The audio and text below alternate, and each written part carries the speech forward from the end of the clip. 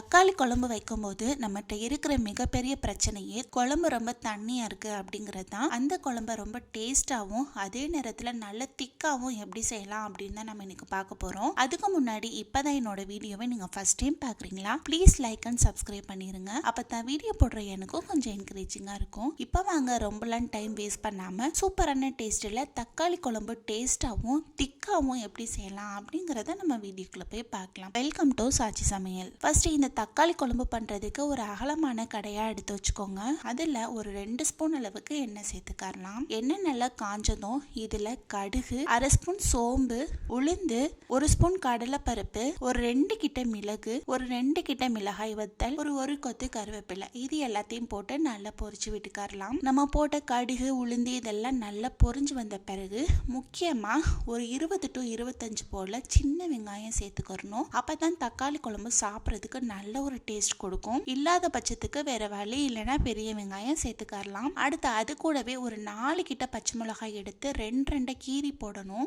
இது எல்லாத்தையும் சேர்த்து நல்லா வதக்கி விட்டுருங்க. நம்ம போட்ட வெங்காயத்தோட பச்சை வாசனை எல்லாம் போயிட்டு வெங்காயம் நல்ல ஒரு கண்ணாடி பதத்துக்கு வரட்டும். இப்ப பாருங்க வெங்காயம் சூப்பரா நல்லா வதங்கி கண்ணாடி பதத்துக்கு வந்துருச்சு. இந்த டைம்ல இதுல ஒரு 4 பல் பூண்டும் ஒரு 5 போல பெரிய சைஸ் அளவு தக்காளி பழமா எடுத்து பொடிசா கட் பண்ணி வச்சிருந்தேன். அதையும் தக்காளி நல்லா வதங்குறதுக்கு தேவையான அளவு உப்பும் போட்டு நல்லா வதக்கி விட்டுறலாம். தக்காளி குழம்புக்கு எப்பவுமே தக்காளி நல்லா பழுத்த பழமா இருக்கணும், அப்பதான் டேஸ்ட் சூப்பரா இருக்கும். அது மட்டும் இல்லாம நார்மலா வைக்கிற குழம்பை விட இதுல போடுற தக்காளி பழத்தோட அளவும் ஜாஸ்தியா இருக்கணும். இப்போ இது எல்லாத்தையும் சேர்த்து நல்லா மிக்ஸ் பண்ணி விட்டுட்டு ஒரு 5 நிமிஷத்துக்கிட்ட மூடி வச்சிடலாம். தக்காளி நல்லா சாஃப்ட் ஆகி நமக்கு வரட்டும். இப்போ ஒரு 5 நிமிஷம் ஆயிடுச்சு. ஓபன் பண்ணி பாருங்க, தக்காளி நல்லா சூப்பரா சாஃப்ட் ஆகி அதுல இருந்து எண்ணெயுமே நமக்கு நல்லா பிரிஞ்சு வந்துருச்சு. இந்த டைம்ல இதுக்கு தேவையான மசாலா சேர்த்துக்கலாம். ஒரு 1/2 ஸ்பூன் மஞ்சள் தூள், ஒரு 2 ஸ்பூன் அளவு கிட்ட மிளகாய் தூள், ஒரு 2 ஸ்பூன் குழம்பு மல்லித்தூள், இதுதான் இதுக்கு தேவையான மசாலா.